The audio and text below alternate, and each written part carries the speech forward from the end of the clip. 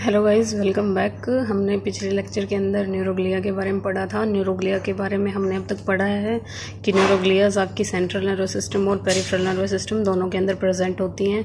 Central nervous system के अंदर 4 तरह की होती हैं आपकी, और पेरिफेरल नर्वस सिस्टम के अंदर 2 तरह की आपकी न्यूरोग्लियाज सेल होती हैं। अब हम इनको डिटेल में पढ़ेंगे आपकी ये क्या क्या होती हैं। सबसे फर्स्ट है एस्ट्रोसाइट्स। एस्ट्रो जो वर्ड है वो ग्रीक लैंग्वेज से लिया गया है। ग्रीक में जो एस्ट्रो का मतलब होता है वो होता है आपका स्टार। ठीक है, ग्रीक में एस्ट्रो का जो मतलब है वो होता है स्टार, साइट्स मतलब सेल्स, ये आपको पता ही है। तो ये जो सेल हैं इनकी शेप आपकी कैसी होगी, these are the star shape cells. ठीक है, also known as the stars of the nervous system. इनको और क्या बोला जाता है, stars of the nervous system. Astrocytes को बोला जाता है stars of the nervous system.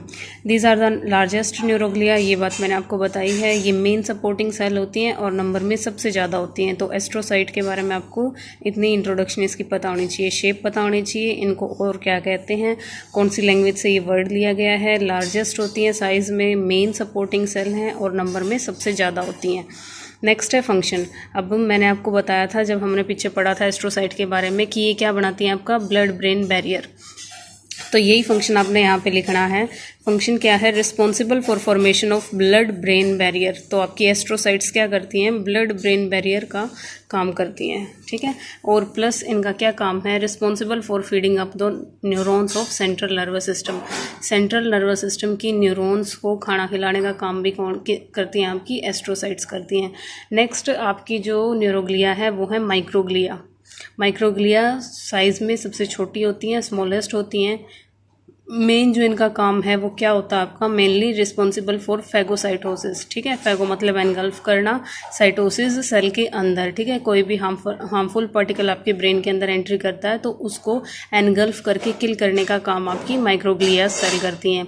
तो इसीलिए इन सेल्स का जो दूसरा नाम है वो है macrophages of central nervous system. इनको बोला जाता है macrophage of central nervous system. Third आपकी जो सेल्स हैं वो हैं ओलिगोडेंड्रोसाइट्स। ओलिगोडेंड्रोसाइट्स, ओलिगो का भी मतलब मैंने बताया था, ओलिगो वर्ड जिसके आगे लगे उसका मतलब होता है कम। डेंड्रो न्यूरॉन के अंदर डेंड्रो जो साइट है उसी वर्ड से ये आया है। ठीक है, तो these are the cell responsible formation of myelin sheath of central nervous system. ये मैंने आपको बताया था कि ये क्या फॉर्मेशन करती हैं, माइलिन शीथ की फॉर्मेशन करती हैं सेंट्रल नर्वस सिस्टम के अंदर। अगर आपकी माइलिन शीथ का ब्रेकडाउन होता है सेंट्रल नर्वस सिस्टम की, तो जो डिजीज़ होती है उसको आप क्या बोलते हो, मल्टीपल स्क्लेरोसिस। और मल्टीपल स्क्लेरोसिस डिजीज़ के अंदर जब भी आप टेस्ट करवाओगे तो उस पेशेंट के ब्लड के अंदर आपको ओलिगोडेंड्रोसाइट्स सेल्स देखने को मिलेंगी, क्योंकि माइलिन शीथ का ब्रेकडाउन होना मतलब क्या, ओलिगोडेंड्रोसाइट्स का ब्रेकडाउन होके आपके ब्लड में बह जाना। तो डिजीज़ कौन सी होगी अगर इसकी वो हो, तो आपकी मल्टीपल स्क्लेरोसिस। ये आप 3rd ईयर MSN के अंदर पढ़ोगे डिटेल में इस डिजीज़ को। नेक्स्ट जो आपकी सेल्स हैं वो हैं एपेंडाइमल सेल्स। एपेंडाइमल सेल्स क्या होती हैं आपकी, ये भी आपकी क्या है, न्यूरोग्लियाज हैं। सेंट्रल नर्वस सिस्टम की न्यूरोग्लियाज हैं। इनका काम क्या है, responsible for formation of endothelial lining of the ventricles of brain. ठीक है, क्या होती हैं ये आपकी, responsible for formation of endothelial. Endo मतलब अंदर, थेलियल मतलब सेल लेयर्स। ठीक है, तो एंडोथेलियल जो लेयर होती है आपकी ब्रेन के वेंट्रिकल्स की, ब्रेन के अंदर आपके 4 तरह के वेंट्रिकल पाए जाते हैं, ये हम आगे पढ़ेंगे। बाकी वो 4 तरह के वेंट्रिकल आपके होते हैं। वेंट्रिकल मतलब इरेगुलर कैविटीज़।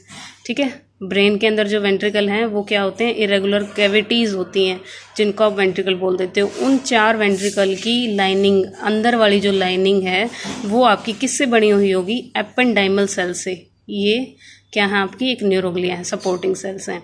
एक बात ये है कि neurilemma is absent in central nervous system. Neurilemma क्या थी आपने पढ़ा था पहले, एक्सोन, एक्सोन के ऊपर एक्सोलीमा, एक्सोलीमा के ऊपर माइलिन शीथ, माइलिन शीथ के ऊपर जो कवरिंग होती है उसको न्यूरिलीमा बोलते हैं। तो सेंट्रल नर्वस सिस्टम की जितनी भी न्यूरॉन होंगी वो कैसी होंगी, उनके अंदर न्यूरिलीमा एब्सेंट होगी। ये आपका 1 नंबर का बहुत इंपॉर्टेंट क्वेश्चन बनता है। ठीक है, नेक्स्ट है आपका PNS न्यूरोग्लिया। PNS न्यूरोग्लिया मतलब पेरिफेरल नर्वस सिस्टम न्यूरोग्लियाज। इसके अंदर आपको 2 तरह की न्यूरोग्लियाज के बारे में पढ़ना है, स्क्वान सेल और सैटेलाइट सेल। स्क्वान सेल का नाम स्क्वान सेल पड़ा साइंटिस्ट की वजह से। स्क्वान नाम के साइंटिस्ट थे, उन्होंने इसकी खोज की थी, इसीलिए इसका नाम क्या रख दिया, स्क्वान सेल। ये तो आपने हमेशा अब तक मतलब डायग्राम के अंदर देखा होगा, लेकिन ये क्या है आज आपको पता चल गया। ये एक तरह की न्यूरोग्लिया है। Neuroglia of the peripheral nervous system which is mainly present in the neurilemma. ठीक है, न्यूरिलीमा क्या है अभी मैंने बताया आपको। एक्सोन के ऊपर एक्सोलीमा के ऊपर माइलिन शीथ के ऊपर जो सेल्स की लेयर होती है उसको क्या बोलते हैं, न्यूरिलीमा। तो पेरिफेरल नर्वस सिस्टम के अंदर न्यूरिलीमा प्रेजेंट होती है, और कौन सी सेल्स उसको बनाती हैं, स्क्वान सेल्स बनाती हैं। ठीक है, माइलिन शीथ के ऊपर जो कवरिंग है वो कौन बनाती है, आपकी स्क्वान सेल बनाती है पेरिफेरल नर्वस सिस्टम की न्यूरॉन्स के अंदर। ठीक है, अगर अब ये वाली सेल्स मतलब माइलिन शीथ अगर आपकी पेरिफेरल नर्वस सिस्टम की अगर ब्रेकडाउन हो जाती है तो आपको स्क्वान सेल्स देखने को मिलेंगी ब्लड के अंदर, प्लस जो डिजीज होगी उसका नाम क्या होगा, GBS मतलब गुलीन बेरी सिंड्रोम। ठीक है, ये भी आपका थर्ड ईयर में आप पढ़ोगे। नेक्स्ट है responsible for formation of myelin sheath of PNS। ये आपको पता ही चल गया, स्क्वान सेल क्या करती हैं, आपका रिस्पॉन्सिबल होती हैं for formation of myelin sheath of peripheral nervous system. Next है आपका सैटेलाइट सेल्स क्या होती हैं आपकी, responsible in transmission of ions. ठीक है, सैटेलाइट जो वर्ड है आपको पता है, वैसे भी सैटेलाइट क्या करते हैं, रेज अपने स्पेस के अंदर होते हैं सैटेलाइट्स, जो वहाँ से सिग्नल अपने यहाँ तक अर्थ तक पहुँचाते हैं। ठीक है, तो सैटेलाइट इसी तरीके से काम करेगी। यहाँ पे भी कहाँ काम करेगी, बिटवीन ICF और ECF काम करेगी, इंट्रासेलुलर और एक्स्ट्रा सेलुलर फ्लूइड के अंदर काम करेगी। क्या करने का, ट्रांसमिशन करने का। सैटेलाइट का काम भी ट्रांसमिशन का है। यहाँ पे जैसा इसका नाम है वैसा इसका काम है। यहाँ पे ट्रांसमिशन आपको कहाँ करना है, किसका करना है, आयंस का। कहाँ करना है, इंट्रासेलुलर फ्लूइड से एक्स्ट्रा में और एक्स्ट्रा सेलुलर से इंट्रा में। ठीक है, अक्रॉस द मेम्ब्रेन। तो वो उसमें कौन सी सेल्स आपकी हेल्प करती हैं, सैटेलाइट सेल्स हेल्प करती हैं। और सैटेलाइट्स क्या हैं, न्यूरोग्लियाज हैं पेरिफेरल नर्वस सिस्टम की। तो ये आपको न्यूरोग्लियाज हमने डिटेल के अंदर पढ़ लिए हैं। आपको इन सब का मतलब एक ही मेन फंक्शन होता है इन सब का।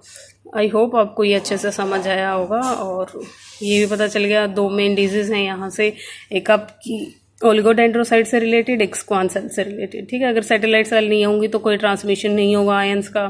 ठीक है, जैसे जैसे इनका काम है वैसा वैसा आपको पता। अगर एस्ट्रोसाइट्स ना हो, ब्लड ब्रेन बैरियर ना हो, तो कोई भी हार्मफुल चीज़ आपके ब्रेन में जल्दी से जा सकती है। आपके ब्रेन में मेनिंजाइटिस, एंसेफेलाइटिस ऐसी बीमारियां कॉज हो सकती हैं। अब माइक्रोग्लियाज ना हो, जो मैक्रोफेजेस का काम करती हैं, हार्मफुल मटेरियल को एनगल्फ करती हैं, तो कोई भी बैक्टीरिया या वायरस आपके ब्रेन में घुसेगा और डिजीज़ कोज करेगा। इसकी डिजीज़ आपको पता चलेगी। वेंट्रिकल्स की अगर ये लाइनिंग नहीं बनाएगी तो वेंट्रिकल्स भी डैमेज हो जाएंगे। वो काम करते हैं, वेंट्रिकल्स आपको जो हैं वो काम करते हैं CSF प्रोडक्शन का, सेरिब्रोस्पाइनल फ्लूइड प्रोडक्शन का। अगर ये सेल्स नहीं होंगी तो CSF का प्रोडक्शन अच्छे से नहीं होगा, तो CSF की कमी या ज़्यादा होने से जो डिजीज़ आपको देखने को मिलती हैं वो आपको देखने को मिलेंगी। तो हर सेल का इनका एक इम्पोर्टेंट फंक्शन है। अगर ये नहीं होंगी तो ट्रांसमिशन नहीं होगा आयंस का, और आपका मैसेज ट्रांसमिट नहीं होगा अच्छे से। ये नहीं होंगी तो आपको पता है GBS नाम की बीमारी होगी, गुलीन बेरी सिंड्रोम। तो हर एक न्यूरोग्लियाज का होना ज़रूरी है। अगर ये नहीं होंगी तो इनसे रिलेटेड डिजीज़ आपको देखने को मिलेंगी।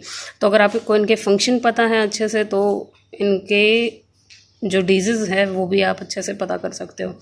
ठीक है, थैंक यू गाइस। आपका न्यूरोग्लियाज है जो वो टॉपिक यहाँ पे कंप्लीट होता है। नेक्स्ट टॉपिक नेक्स्ट लेक्चर के अंदर। Thank you.